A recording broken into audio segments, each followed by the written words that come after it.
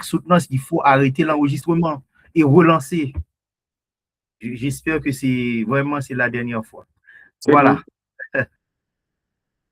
Alors, comme encadreur, c'est le docteur Providence qui a encadré le travail de Élisée Chéry. Et puis le rapporteur, c'est le collègue, le docteur Nelson Sylvestre. Le candidat Élisée Chéry avait à traiter le sujet suivant: l'intégration de la criminalisation dans l'administration de la preuve pénale en Haïti de 2015 à 2025. Enjeux juridiques et défis institutionnels. Je répète, c'est l'intégration de la criminalistique dans l'administration de la preuve pénale en Haïti de 2015 à 2025. Hein? Et le cas, c'est les enjeux juridiques et les défis institutionnels que le candidat a traités particulièrement ici. Alors, si vous ne voyez pas d'inconvénient, je demande immédiatement à Élisée Chéry de prendre la parole. Et qu'il a 10 minutes maximum pour présenter ses travaux. 10 minutes maximum. Bonsoir à tous, est-ce que vous me recevez? Et merci, Monsieur le Président du jury, de m'avoir accordé la parole. Monsieur le Président du jury, Messieurs les membres du jury, et chers camarades et assistants et assistances, et je vous remercie sincèrement de l'opportunité de présenter ce travail de recherche intitulé L'intégration de la criminalistique dans l'administration de la preuve pénale en Haïti, 2015-2025, enjeux juridiques et défis institutionnels. Alors, pourquoi alors, cette présentation va suivre, et bien entendu, ce plan ci-après, c'est le contexte et justification, problématique de recherche, hypothèse, objectif de la recherche, méthodologie, résultat de l'enquête, apport personnel, limites et recommandations pour ensuite terminer par la conclusion. Et pourquoi ce sujet? Et la preuve constitue le fondement même de toute décision pénale. Aucun juge ne peut condamner ou acquitter une personne sans s'appuyer sur des éléments de preuve crédibles et légalement admissibles. Au cours des dernières décennies, les progrès scientifiques ont profondément transformé les enquêtes criminelles, l'analyse ADN, la balistique, la médecine légale, la dactyloscopie ou encore les technologies numériques permettent aujourd'hui d'obtenir des résultats plus fiables et plus objectifs que les modes de preuve traditionnels. Et dans plusieurs systèmes judiciaires modernes, la preuve scientifique joue désormais un rôle central dans la manifestation de la vérité. Pourtant, en Haïti, malgré son importance reconnue, la criminalistique demeure encore faiblement intégrée dans la pratique judiciaire. Et cette situation soulève bien des questions importantes quant à la fiabilité des enquêtes, à la qualité des décisions judiciaires et au respect même des droits fondamentaux des justiciables. Le choix de ce sujet a été motivé par ces constats. D'où la question centrale: comment expliquer le décalage entre l'importance croissante de la preuve scientifique et sa faible effectivité dans le système pénal haïtien entre 2015 et 2025. Deux hypothèses ont été bien entendu formulées. Alors, une d'ordre normatif et l'autre d'ordre institutionnel. Alors, d'ordre normatif, l'absence d'un cadre juridique adapté freine l'intégration de la criminalité dans la procédure pénale haïtienne. Et l'hypothèse d'ordre institutionnel, d'un côté, les insuffisances matérielles, techniques et humaines limitent l'utilisation effective de la criminalité, et de l'autre, la la faiblesse de la coordination entre les différents acteurs de la chaîne pénale réduit l'efficacité de l'exploitation des preuves scientifiques. Et l'objectif général de cette étude était d'analyser l'intégration de la criminalistique dans l'administration de la preuve pénale en Haïti. Et plus spécifiquement, il s'agissait d'identifier les insuffisances du cadre juridique applicable à la preuve scientifique, d'évaluer les difficultés institutionnelles, techniques et organisationnelles rencontrées dans la pratique et enfin de proposer des réformes susceptibles de renforcer la place de la criminalistique dans le système judiciaire haïtien. Alors, pour répondre rigoureusement à la problématique, deux approches complémentaires ont été adoptées. La première approche était une approche documentaire portée sur l'analyse du code de destruction criminelle, du code pénal haïtien, la doctrine spécialisée, les rapports nationaux et internationaux, ainsi que les études publiées entre 2015 et 2027. Et la deuxième approche, c'était une enquête de terrain réalisée disons, via des entretiens semi-directifs auprès de 15 professionnels du droit, donc 4 magistrats comprenant des juges et commissaires du gouvernement et 11 avocats et juristes exerçant dans le domaine pénal. Donc, d'où 15 personnes, 15 professionnels du droit. Et cette méthodologie avait pour objectif de confronter les textes juridiques à la réalité du terrain. Elle a permis d'identifier les écarts existants entre les exigences théoriques de la preuve scientifique et son application concrète dans la pratique judiciaire haïtienne. Et alors, de nos analyses, nous avons pu faire deux types de constats. D'abord, des constats juridiques et ensuite des constats institutionnels. Et selon les constats juridiques, l'étude révèle plusieurs insuffisances juridiques et dans l'encadrement de la preuve scientifique en Haïti. Il n'existe pas de cadre juridique spécifique à la criminalistique, tandis que les règles relatives à la collecte, à la conservation et à la traçabilité des preuves demeurent limitées. Et de plus, le statut de l'expert pénal et les critères d'appréciation des expertises restent insuffisamment, disons mieux, insuffisamment définis. Et ces lacunes fragilisent en quelque sorte la sécurité juridique et réduisent l'efficacité de la preuve scientifique dans le procès pénal. Et les autres constats que nous avons pu faire, ce sont des constats institutionnels. Alors l'étude a mis en évidence également plusieurs contraintes institutionnelles. Il s'agit bien des insuffisances des infrastructures et laboratoires spécialisés qui demeurent insuffisantes parce que les ressources techniques et la formation spécialisée restent limitées. Il a été aussi constaté une faible coordination entre la police, les experts et les autorités judiciaires. D'où ces difficultés réduisent l'utilisation efficace de la preuve scientifique dans le système pénal haïtien. Et résultats des entretiens, les résultats des entretiens ont montré un large consensus entre les professionnels interrogés. Les magistrats, quant à eux, reconnaissent l'importance de la preuve scientifique pour la manifestation de la vérité, mais soulignent toutefois le manque de laboratoires spécialisés, les retards d'expertise et les insuffisances du cadre juridique quant aux avocats et aux juristes interviewés.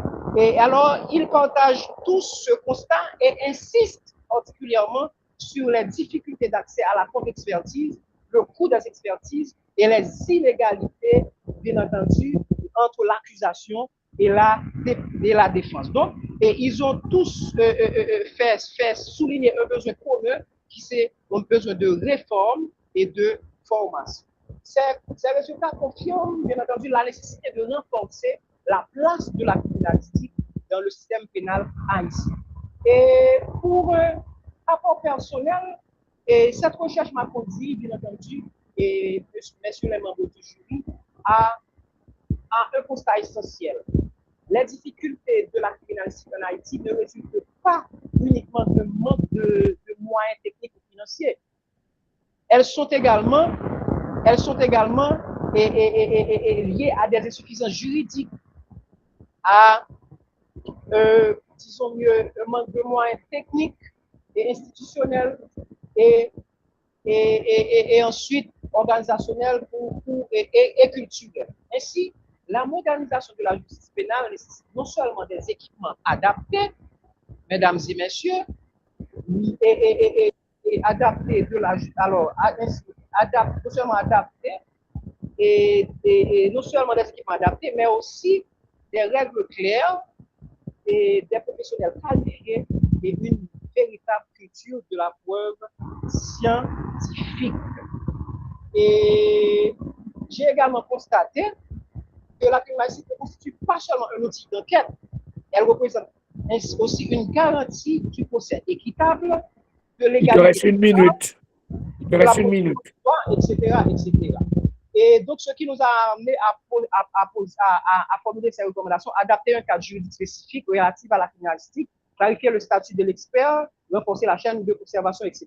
Alors, au terme de cette recherche, les objectifs fixés ont été atteints. L'étude a permis d'identifier les lacunes du cadre juridique, de mettre en évidence les difficultés institutionnelles. Ainsi, la réponse à la problématique est que le développement de la preuve scientifique demeure freiné par un ensemble de facteurs structurels réduisant son effectivité malgré son importance reconnue.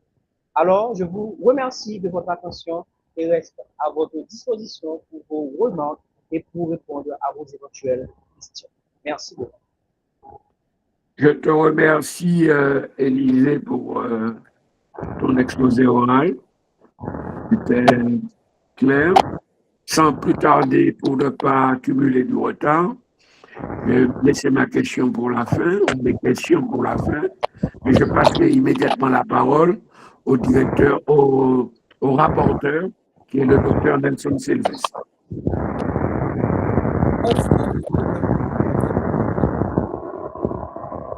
Tu écoutes bien les remarques, les questions, tu vas répondre après, hein, quand je vais te passer la parole. D'accord, docteur Sylvain. Okay, donc, docteur Sylvain, merci. Et également, mes félicitations à Chérie Élisée pour son travail. Et je pense que par rapport à la présentation orale, il n'est du tout pas hors du sujet. Je pense que c'était bien. Et dans sa manière de poser le problème. Et j'aurais bien aimé que dans le texte, cela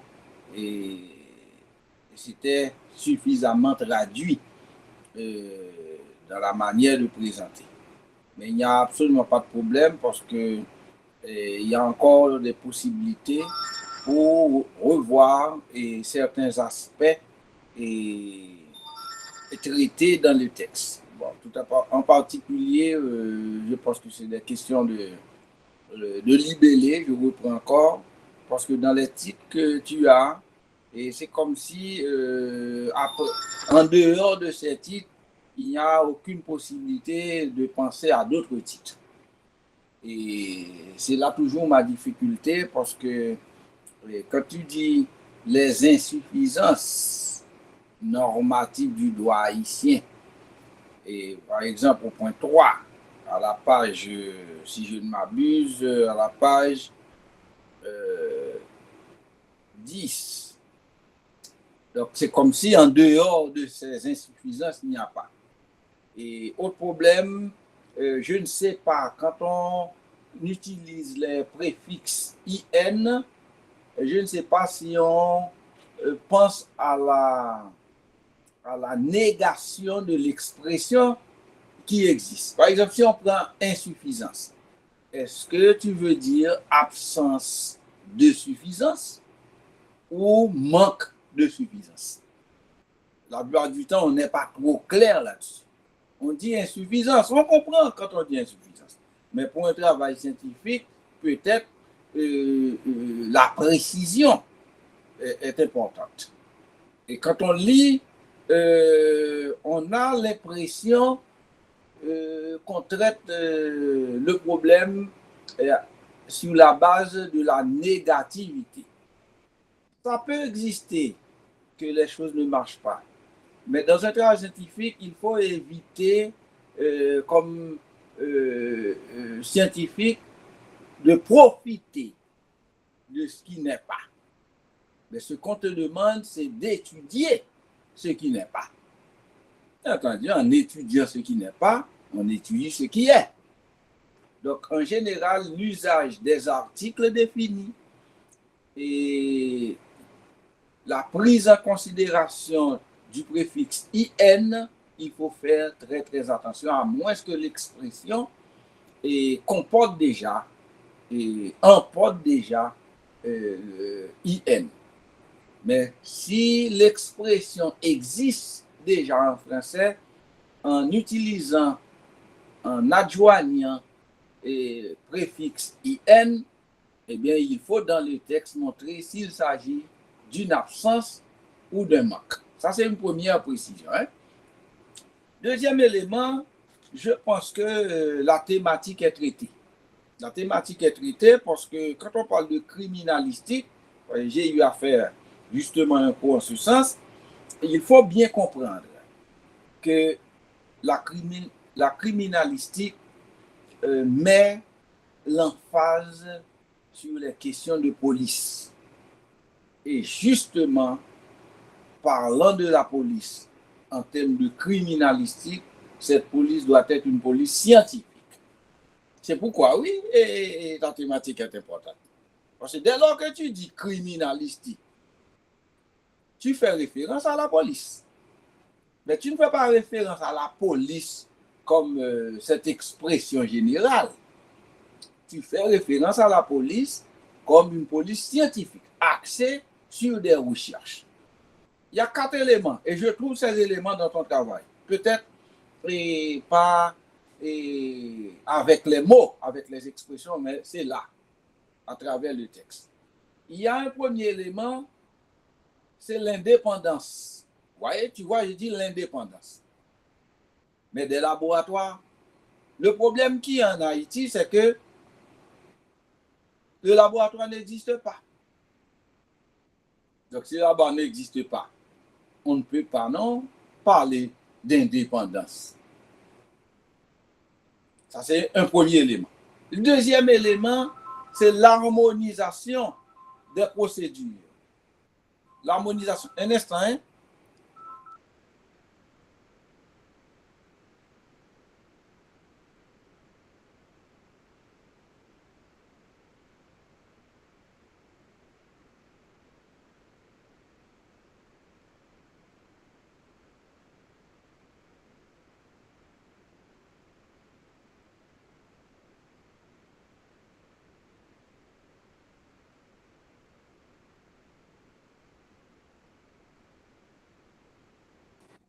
J'ai eu un inconvénient, hein, vous me pardonnez.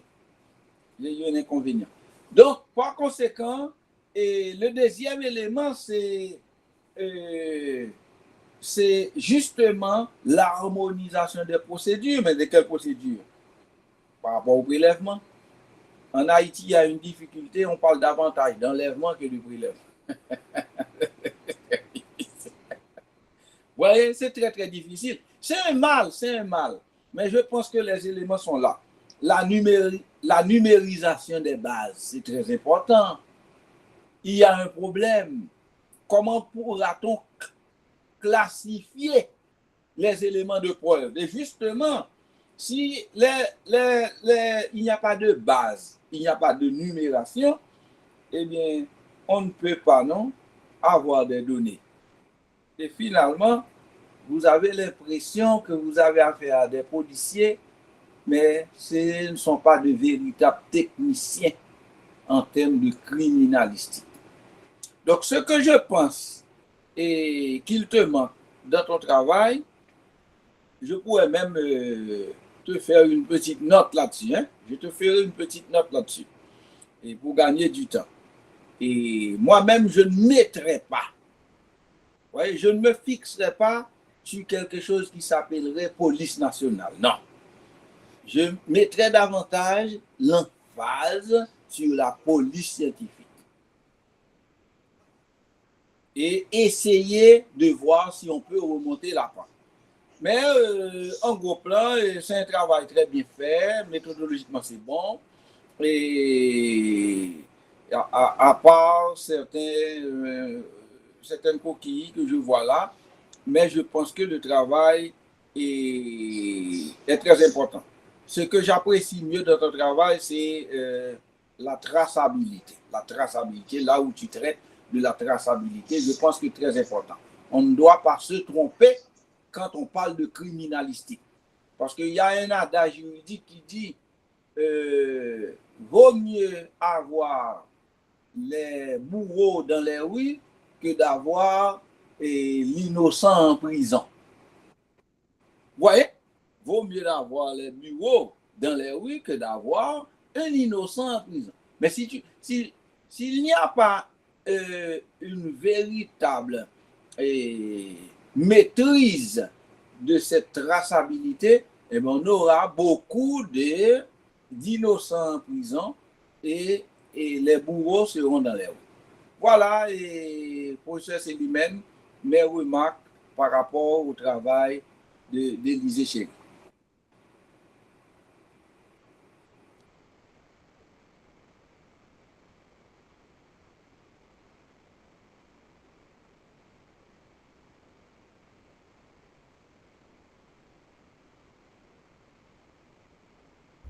Ton micro est fermé.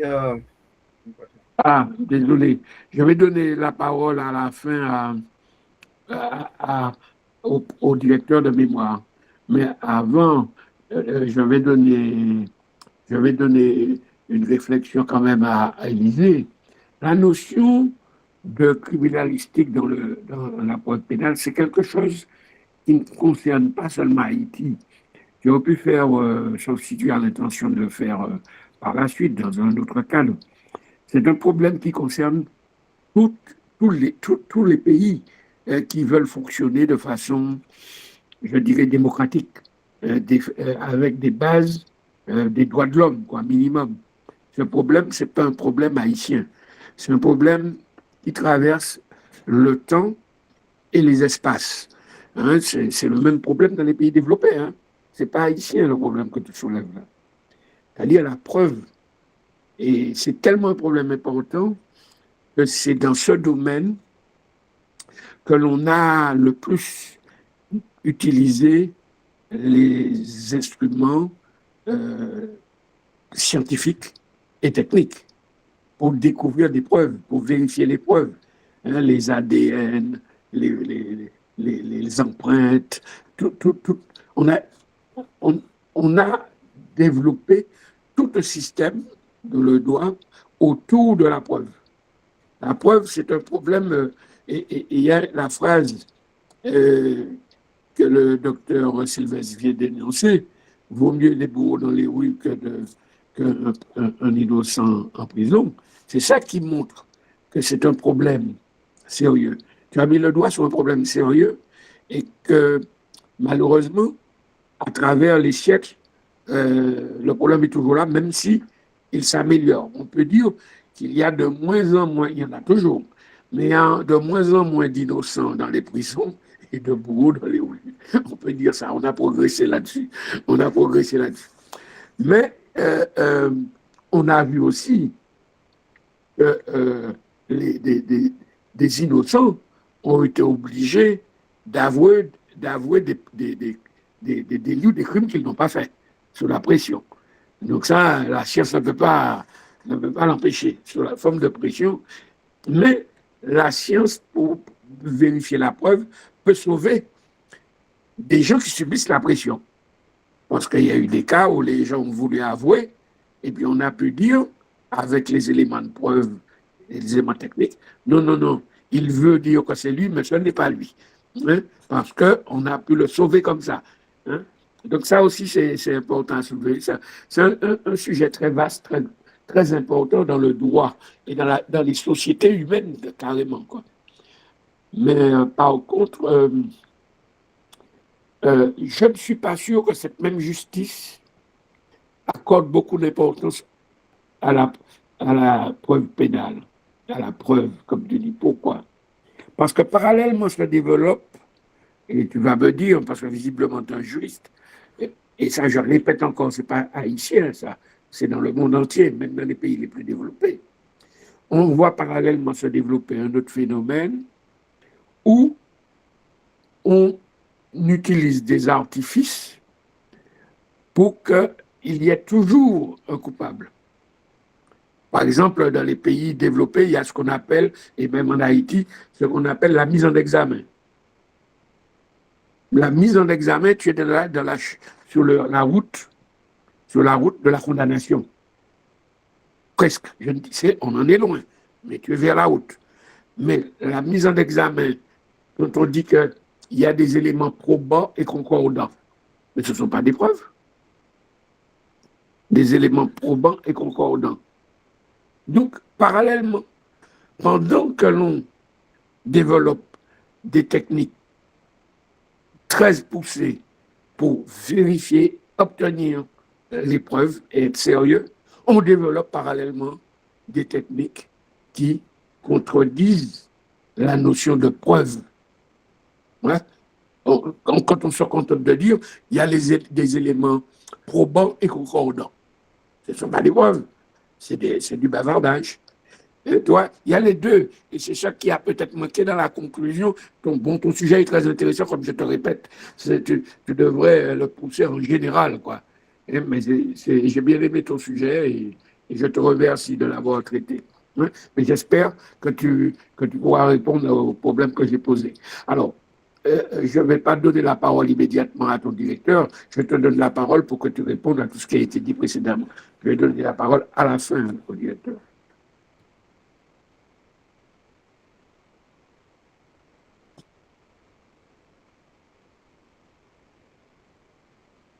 Merci, et monsieur le rapporteur de m'avoir, alors disons monsieur le président, de m'avoir accordé encore une fois la parole. Et je tiens à remercier le docteur Sylvestre pour ses différentes remarques. Et bon, il a si bien screené le travail. Et donc, de mon côté, bonne note est prise et je vais me mettre au travail de façon à peaufiner et ce dernier. Bon, et en ce qui a trait, disons, aux préoccupations de notre président du jury, et bon, pour ma part, j'ai choisi ce sujet parce que la criminalistique occupe une place centrale dans les systèmes pénaux modernes, comme pour paraphraser ce que vous venez de dire. Alors, et j'ai constaté en Haïti et qui a, comment dire, on a fait fi de l'intégration de la criminalistique. Donc, j'ai voulu comprendre par là et pourquoi existe-t-il un tel décalage entre les exigences contemporaines de la preuve scientifique et la réalité judiciaire haïtienne. Donc, comme vous venez de le dire, Monsieur le Président, si les pays, disons, qui ayant des systèmes pénaux modernes et que la problématique de la preuve et comment je dirais, alors cette problématique-là est bien criante. Donc, à plus forte raison pour le système pénal haïtien. Donc, j'ai voulu comprendre, comme je viens de le dire, pourquoi existe-t-il un tel décalage entre les exigences contemporaines de la preuve scientifique et la réalité judiciaire haïtienne. Donc, ce sujet présente un double intérêt, un intérêt scientifique puisqu'il enrichit la réflexion sur le droit de la preuve et pratique puisqu'il propose des pistes de réforme adaptées au contexte haïtiens. Alors bon, et pour pouvoir résumer ma réponse, il en est de même pour le cas du blanchiment d'argent, la lutte contre le blanchiment d'argent et le financement du terrorisme.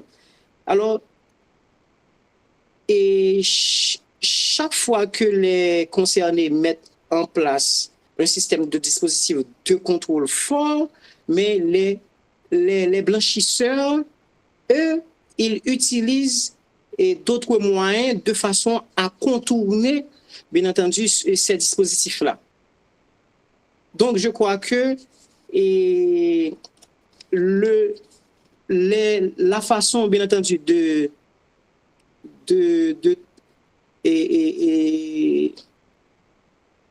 je dirais, la science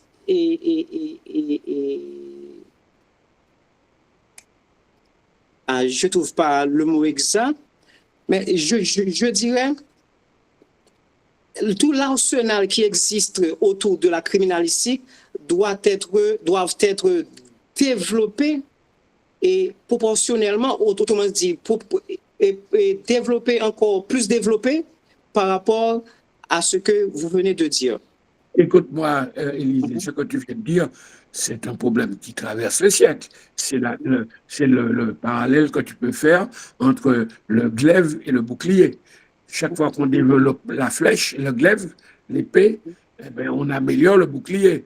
Chaque fois encore que tu vas, le glaive va s'améliorer pour percer ton bouclier, eh bien, après le bouclier va s'organiser. Eh bien, ta blanchisseuse ou ton blanchisseur, tu développes des arsenaux pour le contrer, eh bien, il va développer des arsenaux pour blanchir plus finement.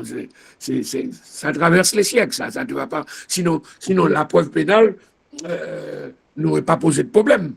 Si les blanchisseurs ne se professionnalisent pas, pourquoi tu veux que la preuve pénale utilise des trucs scientifiques, des points pointus? Ça n'aurait pas de sens. Donc, tu vois, c'est normal que le blanchisseur s'améliore par rapport à la preuve pénale que l'on cherche à stabiliser. Tout ça, c'est le jeu des sociétés. Oui, alors vous avez raison. Développer la criminalistique ne permettra jamais de supprimer une fois pour toutes les problèmes de preuve. Donc, la preuve pénale restera toujours confrontée à des limites, bien entendu. Certaines traces disparaissent, certains crimes ne laissent que peu d'indices. Est-ce que vous comprenez? Des erreurs humaines peuvent survenir et aucune méthode scientifique n'est infaillible. Donc, en revanche, une criminalistique moderne permet de réduire considérablement les incertitudes, de limiter les erreurs judiciaires, je dirais mieux, et d'améliorer la qualité des décisions de justice. C'est pour ça qu'on l'améliore à chaque fois. C'est pour ça qu'on l'améliore et qu'on utilise les techniques les plus poussées. Voilà. OK. Je vais passer la parole au directeur de mémoire, s'il te plaît, Élisée. Hein? Merci pour ton intervention et tes réponses. Docteur Providence.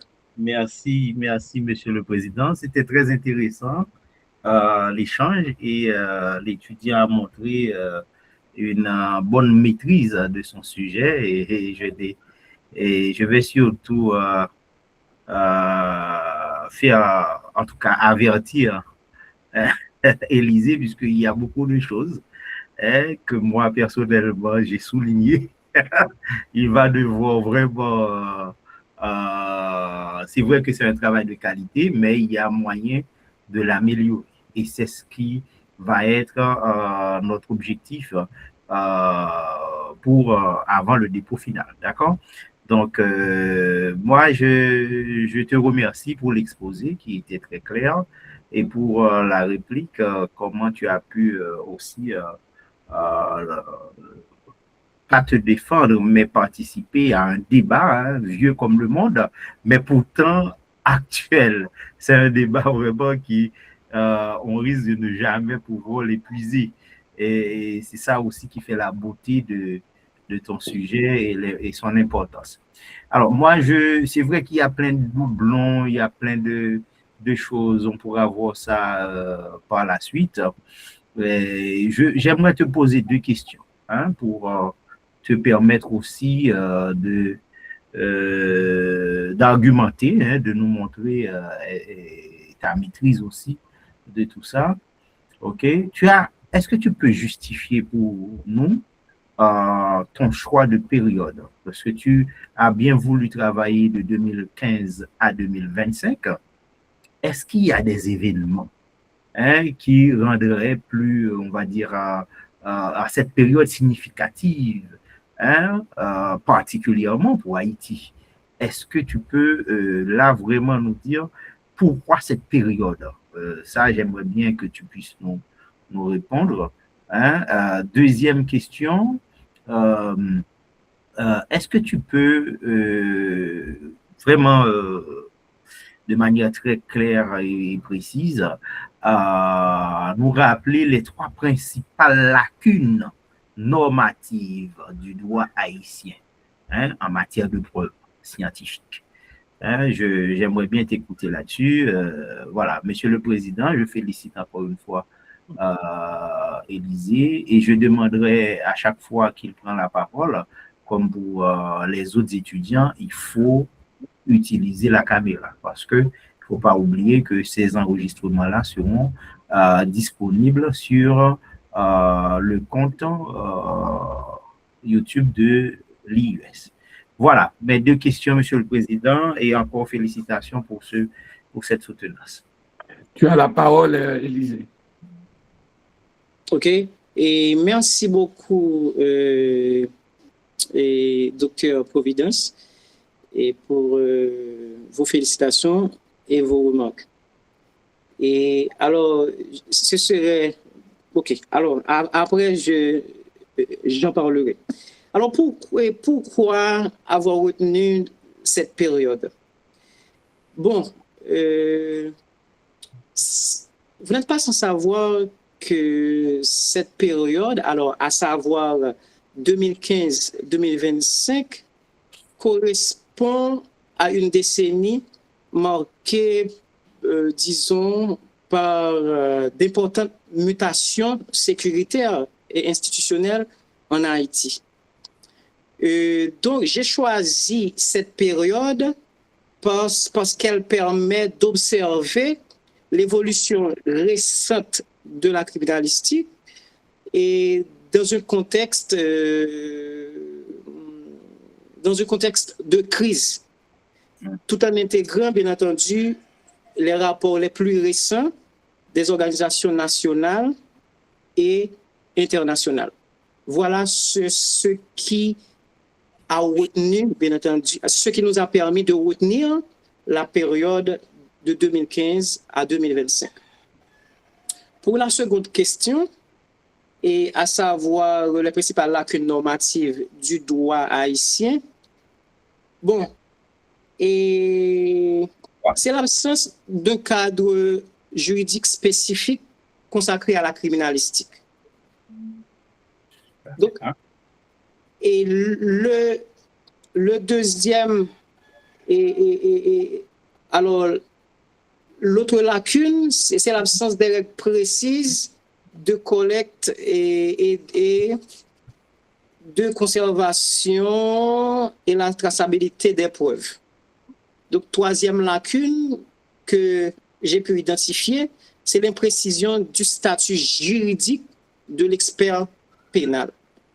Donc, voilà. Donc, en résumé, l'absence d'un véritable cadre juridique de la criminalistique, le manque de règles sur la gestion scientifique des preuves, l'absence, disons mieux, d'un statut clair pour les experts pénaux. Donc, ces insuffisances expliquent en grande partie pourquoi la preuve scientifique peine encore à jouer, disons, son rôle dans l'administration de la justice pénale en Haïti. Voilà. Et je te remercie. Je ne sais pas si les collègues ont d'autres remarques à faire. le docteur Nelson Sylvestre et le docteur Christophe Providence. Je ne sais pas s'ils ont des remarques. Nous Oui. sommes arrivés. Oui, Nelson, tu as la parole, Nelson. Oui. Et une dernière mention à Élysée. Les phénomènes de criminalité dans les sociétés doivent exister premièrement pour poser des bases criminalistiques. En Haïti, il y a une situation de violence qui est très très difficilement on peut attribuer encore à des phénomènes de criminalité formelle comme tel. Et ce que je suis en train de dire là, c'est très fort. Les gens ne comprendront pas. Parce que nous avons une situation de violence liée à des écarts sociaux vraiment non imaginaires. Et ce ne sont pas, si tu veux, des phénomènes développés sur la base d'idéologie ou du moins de poursuite de la grande richesse. Non. Alors, en essayant de proposer des pistes de solutions, il faut admettre d'entrée de jeu que ce sont les écarts sociaux qui provoquent les violences. Parce que sinon, vous savez quoi? Et vous aurez des pistes de solutions à la criminalistique pour condamner les bandes à pied. Non pas pour condamner ceux-là qui orchestrent ces mouvements-là. C'est très très important, hein? Parce que les écarts sociaux sont tels que on pourrait penser et qu'on arrive à un niveau très très élevé, qu'on exige une criminalité standard. C'est pas vraiment ça parce que c'est un pays vraiment difficile.